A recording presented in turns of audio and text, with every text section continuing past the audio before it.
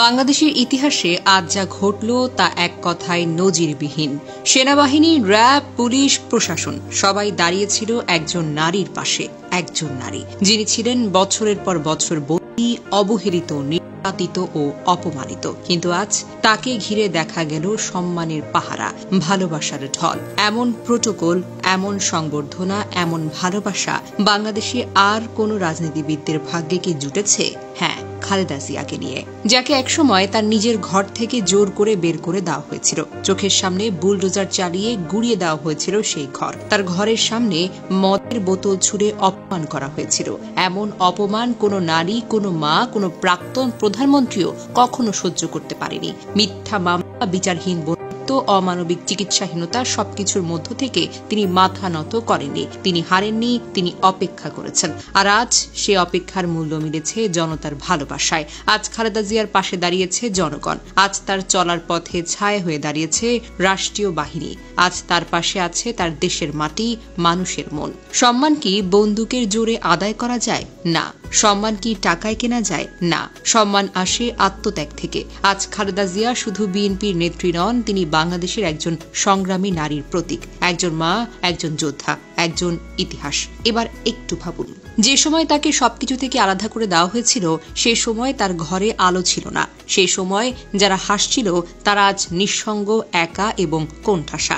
সময় সবার হিসেব নেয়। আল্লাহ যাকে সম্মান দেন, পৃথিবীর কোনো শক্তি তাকে অপমানিত করতে পারে না।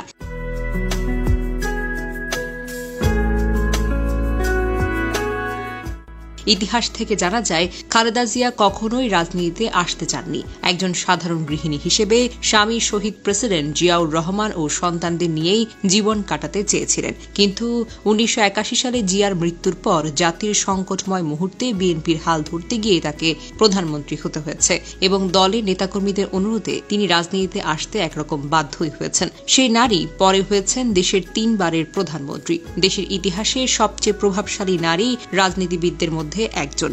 মাত্র 46 বছর বয়সী তিনি প্রধানমন্ত্রী হন, যা বাংলাদেশের ইতিহাসে একজন নারীর জন্য একটি যুগান্তকারী ঘটনা। 1991 সালে নির্বাচনে বিজয়ের পর তিনি প্রথম গণভোটে সংসদীয় সরকার ব্যবস্থায় নির্বাচিত হন, যা ছিল বাংলাদেশের জন্য একটি বড় রাজনৈতিক পরিবর্তন। তার শাসনামলে দেশে বহুবার অবরোধ, হরতাল, রাজনৈতিক সংকটের মধ্যেও তিনি সাহসিকতা ও দৃঢ়তার নেতৃত্ব দিয়েছেন। খালেদা জিয়া 2 বার রাজনৈতিক প্রতিহিংসার শিকার হয়ে কারাবন্দী হন। তত্ত্বাবধায়ক সরকার এবং আওয়ামী লীগ সরকারের আমলে সাজানো মামলায় তাকে বন্দী রাখা হয়, কিন্তু বারবার তিনি প্রতিকূলতা মোকাবেলা করে ঘুরে দাঁড়িয়েছেন। জেলে থেকেও তার জনপ্রিয়তা কমেনি, বরং সাধারণ মানুষের মাঝে তার প্রতি সহানুভূতি ও শ্রদ্ধা আরও বেড়েছে। তবে সময় কত নির্মম হতে পারে তা খালেদা জিয়ার জীবনই প্রমাণ করতে পারে। সাবেক প্রধানমন্ত্রী শেখ হাসিনা, যিনি একসময় সবকিছু নিয়ন্ত্রণ করতেন, তিনি আজ নিঃসঙ্গ ও নিস্তব্ধ।